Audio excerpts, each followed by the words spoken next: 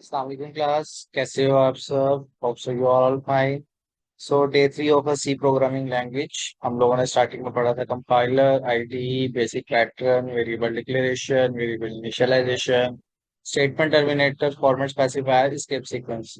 और last video में हम लोगों ने देखा था अपना कंट्रोल स्ट्रक्चर, जिसके अंदर हम लोगों ने सिलेक्शन की बात की थी और use of a if statement, if else statement, और इसके बहुत सारे प्रोग्राम्स हम लोगों ने अपने डिस्कस किए थे कंपाइलर के साथ और उसकी आउटपुट भी देखी थी। ठीक है, मैं इसका हाईलाइट ऑन कर लेता हूँ। अच्छा, अब क्या है हमारे पास?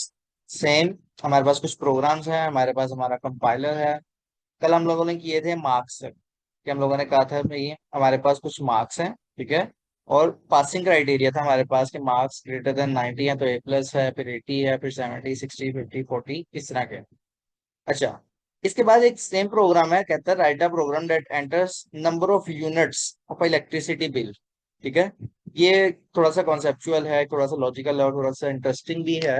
पेपर में इस तरह का आता तो नहीं है कि भाई वो एज सच डिफिकल्ट समझते हैं इसको, बट ये थोड़ा सा इंटरेस्टिंग है। हम लोग देखते हैं कि भाई हमारा, अगर आप एक सिंपल वर्ड्स में देखना चाहो तो आपको आइडिया हो जाएगा कि भाई पाकिस्तान के अंदर बिल्स किस तरह क्रिएट होते हैं। इलेक्ट्रिसिटी आप लोगों को पता है भाई, 200 यूनिट्स हो तो और बिल होता है, 300 यूनिट्स हो तो 300 यूनिट्स हो तो बिल और होता है हमारा। ठीक है, ये उस पर बेस कर रहा है एक प्रोग्राम।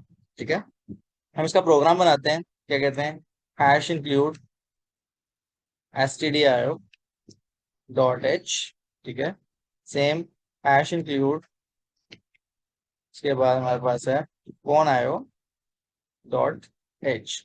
ठीक है, इसके बाद हमारे पास इंट मेन पैरेंथेसिस और उसके बाद कर्ली ब्रेसेस स्टार्ट होती है हमारी बॉडी ऑफ प्रोग्राम के लिए। क्लियर? अच्छा, अब इसमें कहता है क्या, write a program that enters the number of units. हम लोगों ने नंबर ऑफ यूनिट एंटर करने के भाई कितने यूनिट्स यूज किए हैं, हम लोगों ने 100 किए हैं, 150 किए हैं, 50 किए हैं, 60 किए हैं, 57 किए, जितने भी नंबर ऑफ यूनिट्स हैं। तो मैं कहता हूँ इंट यूनिट्स। ठीक है, यूनिट बोल लो या यूनिट्स बोल लो, ठीक है, आपकी मर्जी है। मैंने यूनिट्स बोल दिया। अब यूजर से डाटा लेंगे, हम कहेंगे भाई printf enter number of units, enter number of units you have to consume. ठीक है, आपने कितने यूनिट्स इस्तेमाल किए आपको उस हिसाब से बिल आएगा। ठीक है, ये मैसेज कर दिया उसको, स्कैन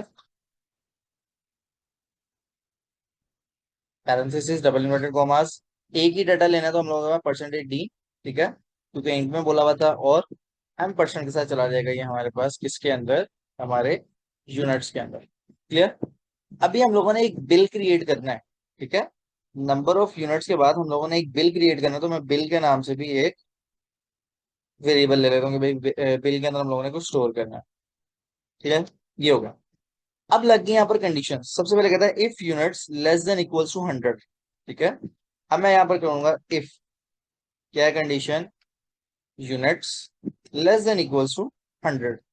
अगर मेरे यूनिट्स 100 से कम है तो इफ की यहाँ पर बॉडी बन जाएगी मेरे पास एक, क्या बॉडी होगी इफ की, मैं उसकी एक बॉडी बना रहा हूँ यहाँ पर। मैं कहता हूँ if units less than equals to 100, अगर 100 से कम कम यूनिट है तो मेरा बिल क्या होना चाहिए, कहता है कॉस्ट ऑफ यूनिट रुपीज 10। मेरे पास जो बिल क्रिएट होगा ना वो होगा 10 रुपए का। ठीक है, मतलब पर यूनिट 10 रुपीज। मैं कहता हूँ bill equals two units multiply by 10, that's it. ठीक है, यहाँ पर मैं एक प्रिंट करा दूंगा, योर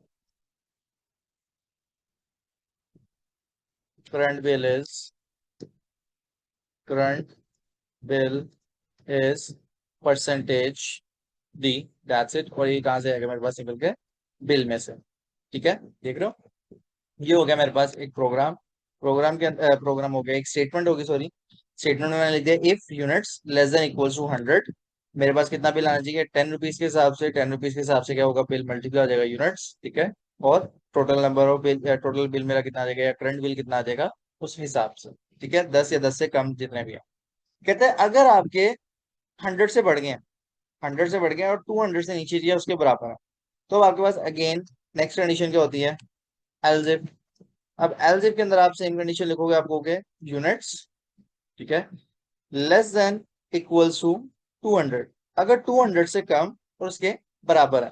ठीक है, 200 से कम मतलब 100 से 101 से लेकर 200 तक के दरमियान आ रहा है, क्योंकि पहले अगर 100 से कम है ना तो ये वाली कंडीशन ट्रू हो जाती है। अगर 101 आता है तो फिर इस कंडीशन में डेफिनेटली आएगा। यहाँ पर मेरे पास की एलजेफ की बॉडी, एलजेफ की बॉडी में सेम ये चीज आएगी मेरे पास, but units, number of units किससे मल्टीप्लाई हो जाएंगे, 15 से। तो मैं इसको कॉपी कर रहा हूँ, यहीं पर इसको मैं पेस्ट कर रहा हूँ। ठीक है, तो यहाँ पर मैं सिंपली लिख दूंगा क्या, units multiply by 15, that's it, your current bill is percentage your bill से निकल कर आ जाएगा। ठीक है, अब मेरे पास मल्टीपल कंडीशंस हैं। अब मल्टीपल कंडीशंस मतलब यूनिट 300 अगर 20, यूनिट 400 तो 30, यूनिट 400 से ग्रेटर है तो 40 रुपीज। तो मैंने यहाँ पर क्या किया, इसको कॉपी किया, यहीं पर इसको पेस्ट किया। अब मैंने सिर्फ इतना कर देना कि भाई unit less than equals to 300, तो उसका बिल कितना आना चाहिए मुझे, 20 रुपीज के हिसाब से, 20 रुपीज के हिसाब से। और इसके बाद क्या है, यहाँ पर इसकी बॉडी बंद भी करनी है। ठीक है, अगेन, जी, अगेन बिल प्रिंट कितना, लेस देन इक्वल्स टू 400, 400 पे है तो आपका बिल आना चाहिए 30 रुपीज के हिसाब से। यहाँ पर इसकी ब्रैकेट्स क्लोज। ठीक है, ये इसकी ब्रैकेट क्लोज हो गई। इसके बाद अगेन हमारे पास आ गया दिस वन, क्या है, हम लोगों ने कहना है भाई अगर ग्रेटर है 40, तो यहाँ पर आप सिंपल ये सारे साइन हटा दोगे, आप सिंपल लिख दोगे यूनिट्स ग्रेटर है किससे, 400 से। Unit greater than 400 multiply by bill हो जाए हमारा किससे, 40 से। Your current bill is rupees this one, जो भी आपका बिल बनेगा। यहाँ पर आपने ब्रैकेट्स बंद, और लास्ट पे आप लोगों ने एल्स लगा देना है। एल्स वाली कंडीशन क्या होती है हमारे पास, लास्ट कंडीशन जिसके अंदर कोई भी कंडीशन नहीं आती, सिर्फ स्टेटमेंट आती है। हम लोग यहाँ पर कह देते हैं अगर इसमें से कुछ भी एंटर नहीं करता, let's suppose number he enter नहीं कर रहा, तो मैं उसको क्या बोल दूंगा, आपका नंबर जो है वो इनवैलिड नंबर है। ठीक है, दैट्स इट। यहाँ पर मेरे पास ब्रैकेट्स बंद, प्रोग्राम बंद, get C H, get C H, और एंड। ठीक है, दैट्स इट। अगेन समझ लो, सिर्फ इतनी सी बात है कि हम लोगों ने नंबर ऑफ यूनिट्स एंटर करने हैं, और इफ की एक कंडीशन लगाई, if units less than equal to 100, then bill generate up to rupees 10 10। ठीक है, यूनिट मल्टीप्लाई बाय 10, तो आपके पास एक बिल आ जाएगा दिस वन।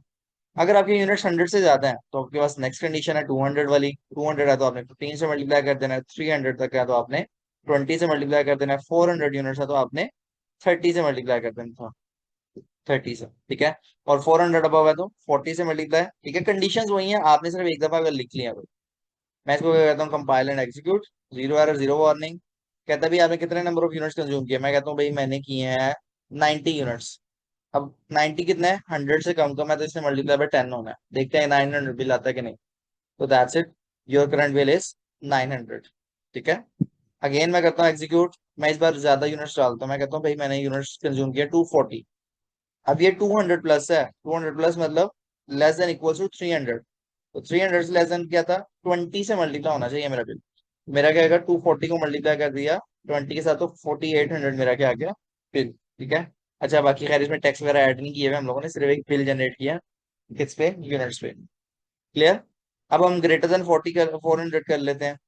यहाँ पर लेट्स सपोज मैं कहता हूँ मैंने यूनिट्स कंज्यूम किए हैं 450 और अबव सो ऑन, तो ये 450 मल्टीप्लाई होगा किससे, 40 के साथ, मेरे पास आ गया भाई 18,000 मेरा बिल आ गया। क्लियर, ये एक बिल जनरेट करने वाला था।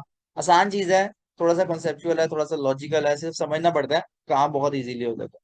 ठीक है, अच्छा, अब एक और प्रोग्राम कहता है write a program that enters any number from user and display numbers are equal or not using a nested if statement. ठीक है, वो कहता है भाई आपने नंबर्स एंटर करने हैं और चेक करना है क्या नंबर्स बराबर हैं या नहीं आपस में।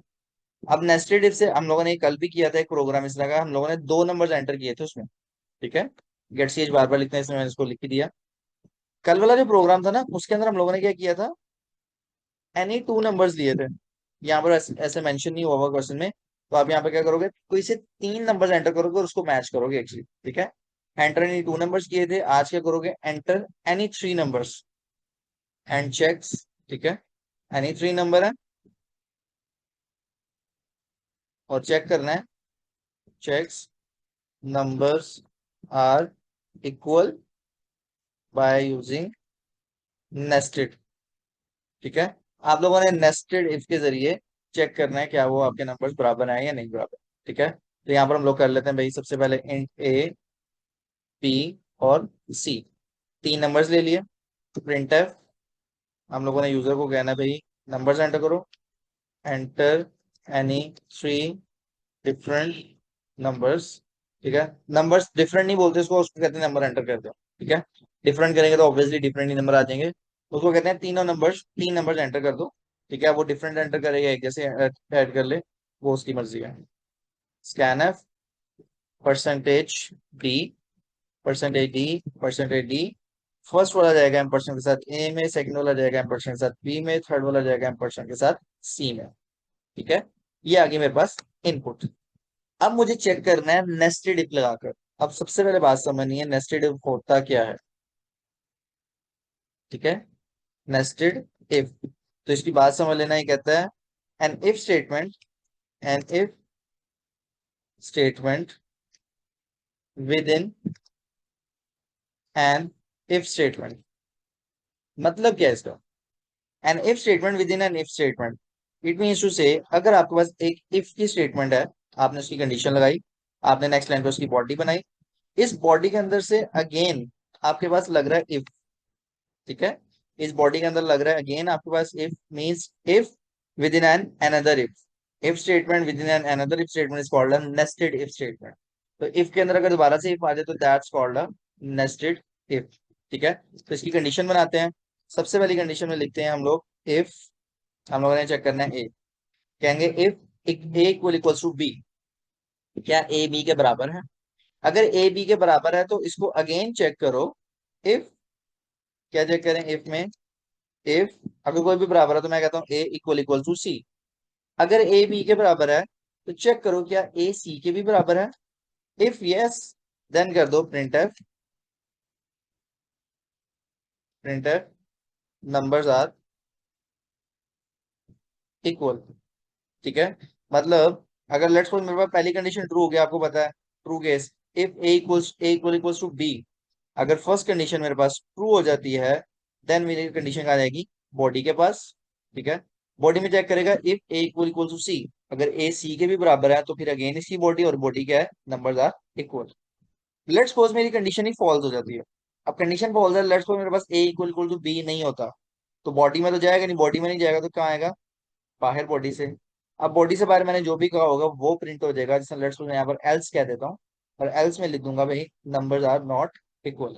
या लेट्स सपोज पहले वाला ट्रू हो जाता है, ए बी के बराबर है और सी बराबर नहीं है, सी बराबर नहीं है तो ये क्या जाएगा नेक्स्ट पे, नेक्स्ट अगेन क्या है, बॉडी से बाहर। ठीक है, तो दैट्स इट, हम बॉडी के बाहर लिख देंगे else numbers are not equal. ठीक है, यहाँ पर हम लोग लिख देंगे एल्स, और एल्स में लिख देंगे हम लोग अपना statement print numbers are not equal. ठीक है, दैट्स इट। हम यहाँ पर एक काम कर लेते हैं, बैक स्लैश एन लगाते हैं। ठीक है, एग्जीक्यूट करते हैं इसको, कंपाइल एंड रन। अच्छा, लास्ट पे क्या है, एक प्रॉब्लम। अच्छा, यहाँ हम लोगों ने सेमीकोलन नहीं लगाया। Execute compile and run. अच्छा, enter any three numbers, let's मैं कहता हूँ 36 है, 35 है, 21 है। तो देखो कह रहा है नंबर्स आर नॉट इक्वल। ठीक है, मैं अगेन कर लेता हूँ, मैं तीन नंबर एक जैसे ऐड करता हूँ, मैं कहता हूँ लेट्स सपोज 125, 125, 125। तो देखो क्या कह रहा है, नंबर्स आर इक्वल। कैसे चेक किया, if A equals equals to B, फिर अगेन बॉडी के अंदर आया तो A equal equal to C. अगर ये तीनों आपस में बराबर हो गए तो numbers are equal, that's it. आपने सिर्फ